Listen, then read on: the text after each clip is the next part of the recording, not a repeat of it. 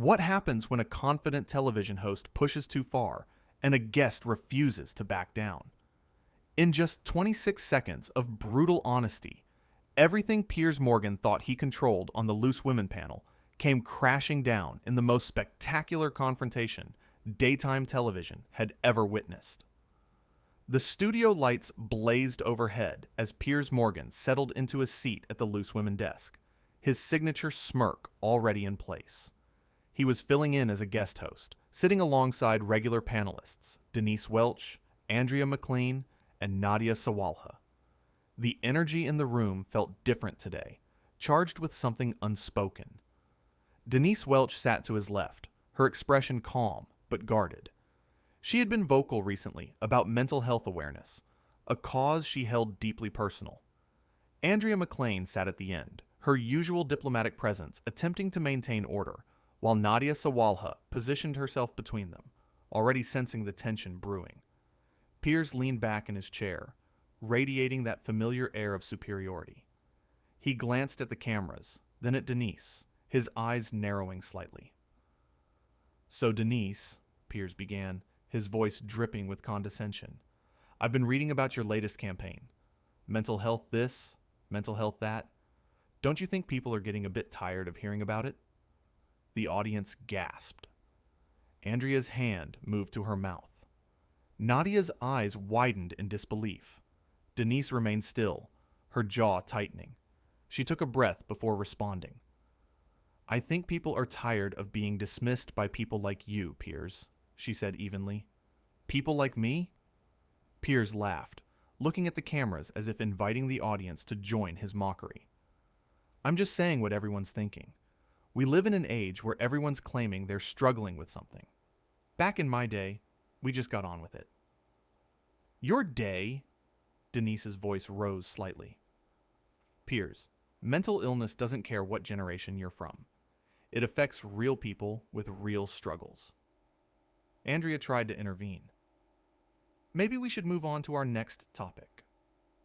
But Piers wasn't finished. He leaned forward, his expression hardening. "The problem with you, Denise, is that you make everything so dramatic.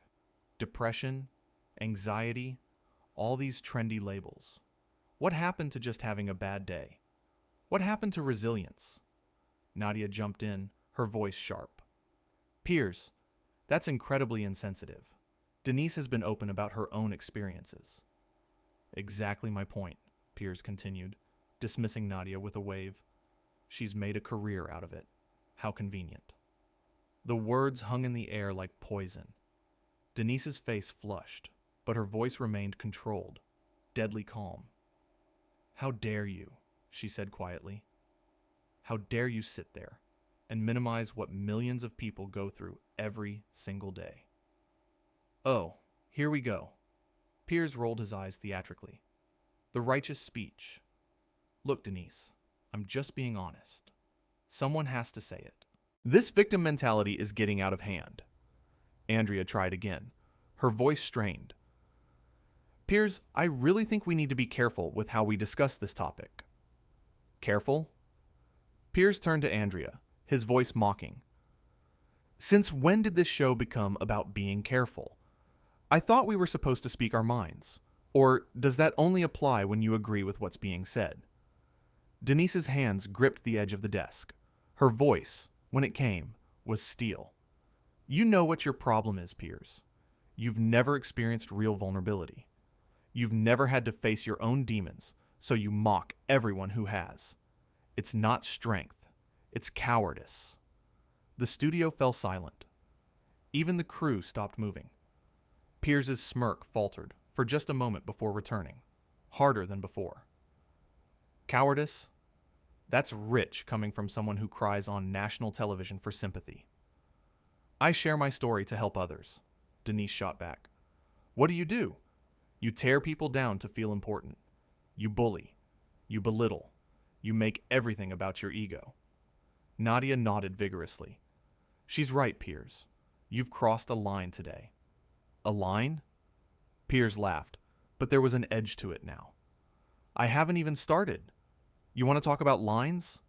How about the line between genuine struggle and attention-seeking? Because from where I'm sitting, Denise, you're on the wrong side of it.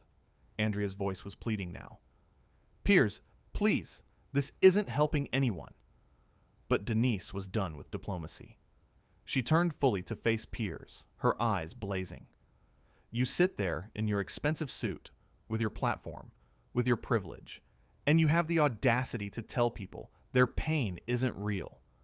You know nothing about what I've been through. You know nothing about the nights I couldn't get out of bed, the times I couldn't see a way forward, and you certainly know nothing about the courage it takes to be honest about it. Courage? Piers's voice dripped with sarcasm. Is that what we're calling it now?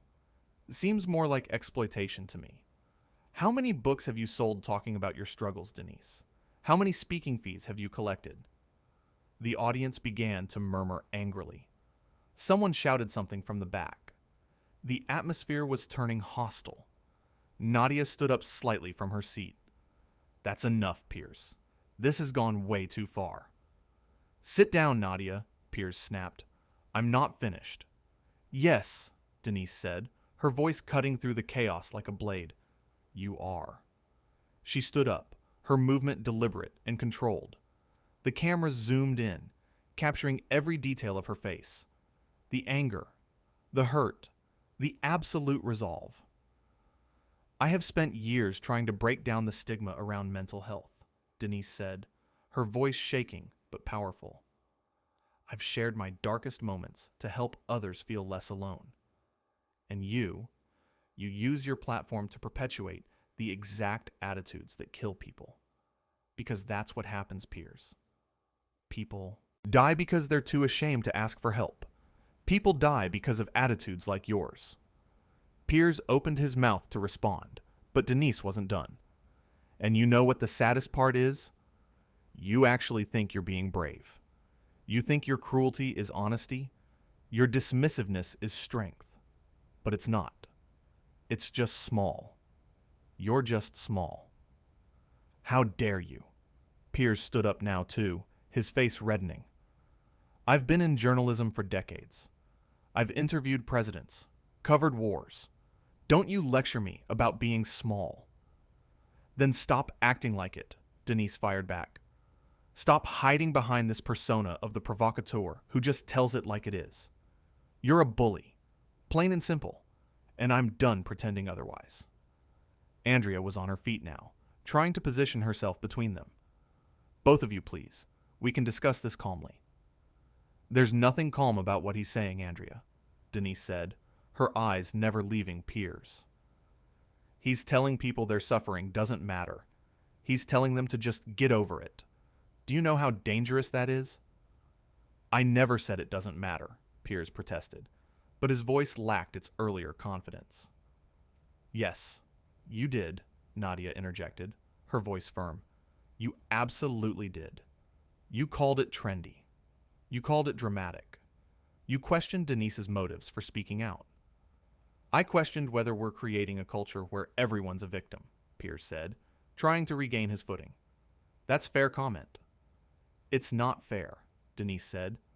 It's ignorant, and it's harmful, and I will not sit here and let you use this show to spread that message. So what are you going to do? Piers challenged, his arms crossed. Storm off?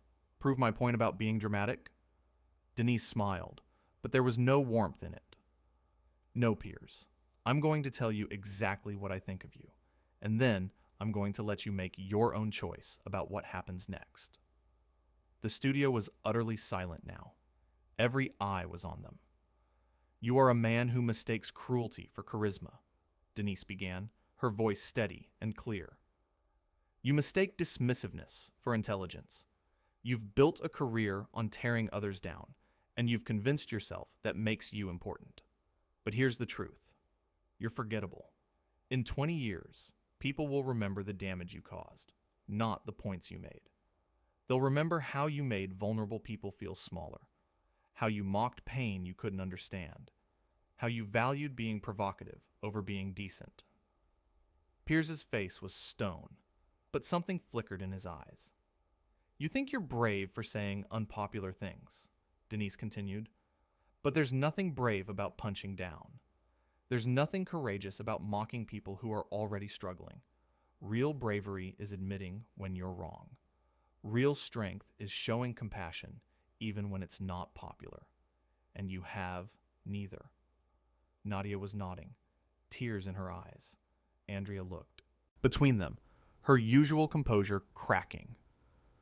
I have interviewed some of the most important people in the world, Piers said, his voice low and dangerous. I've held power to account. Don't you dare reduce my career to being a bully. Then stop bullying, Denise said simply. Today, right now, you are bullying. You're bullying me. You're bullying everyone watching who has ever struggled with their mental health. You're telling them they're weak, they're dramatic, they're seeking attention, and I won't stand for it. So leave, Piers said, his voice cold. If you can't handle a robust debate, leave. This isn't a debate, Denise said. A debate requires respect, requires good faith. This is you performing your usual act, and I'm done being your audience. She started to remove her microphone. Andrea reached out to stop her. Denise, please don't go. We can work this out. There's nothing to work out, Andrea, Denise said gently. He's not interested in learning or listening. He's interested in being provocative. And I refuse to give him that satisfaction. Piers laughed, but it sounded hollow. Typical. Can't take the heat. Leave the kitchen. No, Piers, Nadia spoke up, standing beside Denise. You don't get to frame this as her being weak. She's standing up to you, something that clearly doesn't happen enough. Oh, so you're going too? Piers mocked. Anyone else want to flounce off? I'm not flouncing, Denise said, her microphone now off and in her hand. I'm making a choice. I'm choosing not to participate in your theater of cruelty. I'm choosing to value my principles over your need for conflict. She looked directly into the camera, her voice clear and strong. To anyone watching who has struggled with their mental health, please don't listen to him. Your pain is real. Your struggle is valid. Asking for help isn't weak. It's brave. And anyone who tells you otherwise is speaking from ignorance, not wisdom. She placed her microphone on the desk with deliberate care. That's called integrity, Piers, she said. Look it up. And then she walked away from the desk, her head held high. The cameras followed her for a moment before cutting back to the desk, where Piers stood frozen, his face a mixture of anger and something that might have been shame. Andrea looked at him, her expression disappointed. Piers, what you said today was wrong. Oh, come on, he started, but his voice had lost its bite. No, Nadia interrupted. Andrea's right. You went too far. Way too far. Piers looked around as if searching for support. The audience was silent, but their disapproval was palpable. The crew behind the cameras looked uncomfortable. Even the producers in the gallery were watching with obvious concern. I was just having a conversation, Piers said, but his confidence was crumbling. I was just expressing my opinion. Your opinion was cruel, Andrea said quietly, and you need to recognize that. The silence stretched out, becoming unbearable. Piers looked at the cameras, then at the empty seat where Denise had been, then back at his remaining co-hosts. Something in his expression shifted. The bravado drained away, replaced by a flicker of uncertainty. You know what, he said, his voice different now, quieter. Maybe I should go too. Piers, Andrea began, but he was already removing his microphone. No, seriously, if my presence is causing this much of a problem, maybe it's better if I leave. He stood up, and for a moment, he looked lost. The man who had seemed so confident, so in control, now appeared smaller, diminished. I didn't mean, he started, then stopped. He looked toward the direction Denise had gone, then back at the cameras. Without another word, he placed his microphone on the desk and walked off set. Andrea and Nadia sat in stunned silence, looking at each other across the empty chairs. Well, Andrea finally said to the cameras, her voice shaky, That was unexpected. Nadia shook her head slowly. Sometimes people need to be told the truth, even if they don't want to hear it, especially if they don't want to hear it. The cameras captured them both, sitting at a desk that suddenly seemed too large, in a studio that felt too quiet. Andrea took a breath. We need to take a break. When we come back, we'll try to continue the show. But as the cameras cut away, everyone knew the show was already over. What had started as a typical panel discussion had become something else entirely. A moment of reckoning, a confrontation that laid bare the cost of cruelty disguised as honesty. In the green room, Denise sat with her head in her hands, not from defeat, but from the weight of what had just happened. She had stood up for herself, for her cause, for everyone who had ever been dismissed or belittled for their struggles. And somewhere else in the building, Piers Morgan sat alone, the reality of his actions finally breaking through his carefully constructed armor of confidence. The show had ended not with applause or agreement, but with a silence that spoke louder than any words could. A silence that said some lines, once crossed, cannot be uncrossed. Some words, once spoken, cannot be unspoken. And some fights, when they finally come, are long overdue. The dramatic exit wasn't just about one person leaving a desk. It was about the collision of two completely different worldviews. One that valued compassion and vulnerability, and one that mistook callousness for strength. And on this day, in this moment, compassion had won. Not through violence or shouting, but through simple, powerful truth, spoken with conviction. Denise had not needed to match Piers's aggression. She had simply held up a mirror, and what he saw there had been enough to make him leave on his own. The panel sat empty now. 3 chairs where there should have been 4. 2 where there should have been 3. The audience filed, out slowly, talking among themselves about what they had witnessed. The crew began breaking down the set, their movements mechanical, their faces reflecting the shock of what had unfolded. And in the quiet aftermath, one thing became crystal clear. Sometimes the most powerful thing you can do is refuse to participate in someone else's cruelty. Sometimes walking away isn't surrender. Sometimes it's the strongest statement you can make. It shows that you value your own dignity more than you value winning an argument with someone who has already decided not to listen. The confrontation had revealed something important about both people involved. Piers had shown himself to be someone who would rather mock pain than understand it, who would rather score points than show empathy. Denise had shown herself to be someone who would stand firm in her convictions, even when faced with hostility and derision. There was a lesson in what had happened, though not everyone would choose to learn it. The lesson was this: strength isn't always loud, isn't always aggressive, isn't always about dominating a conversation. Sometimes strength is knowing when to walk away. Sometimes strength is refusing to engage with someone who has no interest in genuine dialogue. As the building emptied and the lights dimmed, the echoes of the confrontation lingered. The words that had been spoken, the emotions that had been displayed, the choices that had been made, all of it would be remembered far longer than any ordinary episode of the show ever would be. For Denise, the decision to leave had been both difficult and necessary.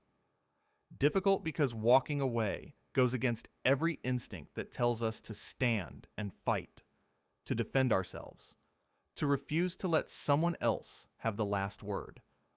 Necessary because sometimes the only way to preserve your dignity is to remove yourself from a situation where someone is determined to strip it from you. For Piers, the aftermath would involve a reckoning with his own behavior, his own attitudes, his own willingness to hurt others in pursuit of what he called honesty. Whether he would truly reflect on what had happened, whether he would allow himself to feel the weight of his words and their impact, remained to be seen. The other panelists, Andrea and Nadia, had been forced to witness a collision they had tried desperately to prevent. They had seen their colleague attacked, had seen her stand her ground, had seen her make the choice to leave rather than continue to subject herself to abuse.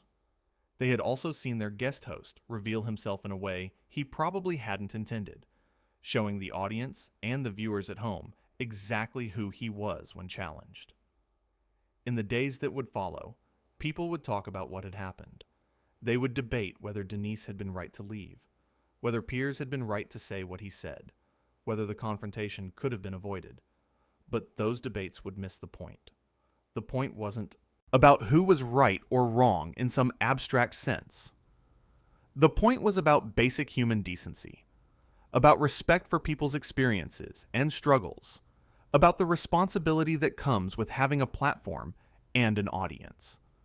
The point was that words have power, that dismissing someone's pain can have real consequences, that cruelty dressed up as honesty is still just cruelty.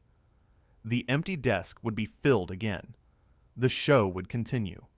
New episodes would be filmed. New topics would be discussed. New guests would appear. But this moment, this confrontation, this choice made by Denise to walk away and Piers' subsequent decision to follow would remain as a reminder of what happens when someone finally says enough. In the world of television, moments of real emotion are rare. So much is scripted, so much is planned, so much is performed. But what had happened on the Loose Women set was none of those things. It was real, raw, unscripted humanity at its most intense. It was a genuine conflict between two people with fundamentally different values, and it had played out for everyone to see. The lesson, if there was one, wasn't complicated. Treat people with respect. Listen when they share their struggles. Don't mock what you don't understand. Stand up for yourself when you're being mistreated. Know when to walk away. Choose compassion over cruelty. These aren't revolutionary ideas, but they're worth remembering, especially in a world that often rewards the opposite. Before Denise had left the stage, there had been a moment, a brief, almost imperceptible moment, when Piers had the chance to change course. It came right after she called him small. His mouth had opened, ready to fire back with another cutting remark, another dismissive laugh. But something in her eyes had stopped him, just for a second. It was the look of someone who had absolutely nothing left to lose. Someone who had reached the end of their tolerance for being diminished. That moment had passed quickly, replaced by his usual defenses, but it had been there. A crack in the armor, a glimpse of the person underneath all the performance. And perhaps that was why, after she left, he had followed. Perhaps some part of him, buried deep beneath years of cultivated provocation, recognized that he had crossed a line that shouldn't be crossed. The audience in the studio had felt the tension building. You could hear it in the way their murmurs changed from surprised gasps to angry muttering. They weren't just watching a disagreement anymore. They were watching someone be deliberately cruel to someone who had done nothing to deserve it. They were watching a person in power use that power to belittle someone for being vulnerable. And they didn't like it. When Denise had stood to leave, several audience members had actually started to stand too, as if preparing to walk out with her in solidarity. The producers had noticed, had frantically gestured for them to remain seated, but the impulse had been, there. That's how strongly people had responded to what they were witnessing. The makeup artist who had worked on both Piers and Denise before the show had retreated to a corner, visibly upset. She had chatted with both of them in the makeup chair, had found them both pleasant enough in that context. To see them go at each other with such venom had been disturbing. It made her wonder how much of what people showed in those quiet, private moments was real, and how much was just another performance. A production assistant had been sent to check on Denise in the green room. She had found her composed, though clearly emotional. Denise had thanked her for checking, had assured her she was fine, had even apologized for causing a disruption. The assistant had told her there was nothing to apologize for, that what Piers had said was inexcusable, that she had every right to be upset. Denise had smiled sadly and said that being upset wasn't the problem. The problem was that attitudes like Piers's were so common, so accepted, that it took a public confrontation to get people to pay attention. No one had been sent to check on Piers. He had made it clear, through his body language and his refusal to make eye contact with anyone, that he wanted to be left alone. He sat in a different green room, still wearing his microphone pack, staring at nothing in particular. If he was reflecting on what had happened, if he was feeling regret or shame or anger, his face gave nothing away. Andrea and Nadia, left alone at the desk, had done their best to bring the show to some kind of conclusion. Andrea had addressed the cameras, had acknowledged that things had gotten heated, had promised that the show was committed to having difficult conversations while still treating people with respect. Nadia had added that mental health was too important a topic to be dismissed or mocked, that people's pain was real and valid, and that anyone struggling should reach out for help. It was damage control, but it was also sincere. Both women genuinely believed in what they were saying, even as they struggled to process what had just happened. The floor manager had given them the signal to wrap up, and they had done so with as much grace as they could muster. The show's theme music had played, the credits had rolled, and just like that, it was over. Except, of course, it wasn't over at all. It was just beginning. Within minutes, clips of the confrontation would start circulating online. Within hours, it would be the top trending topic. Within days, think pieces would be written, dissecting every word, every gesture, every choice made by everyone involved. Some would say Denise had overreacted, that she should have stayed, and continued to argue her point. Others would say she had done exactly the right thing, that refusing to engage with someone acting in bad faith was the only reasonable response. Some would defend Piers, saying he was just playing devil's advocate. Others would condemn him, saying there was a difference between asking tough questions and being needlessly cruel. One woman in the audience, who had lost her son to suicide after struggling with depression, had tears streaming down her face. She had come hoping for a fun morning out. Instead, she had watched someone dismiss mental health struggles as trendy, and she had felt like she was hearing the same attitudes that had kept her son from seeking help. A man sitting a few rows back, who had his own history with anxiety disorders, had felt his hands shaking throughout the exchange.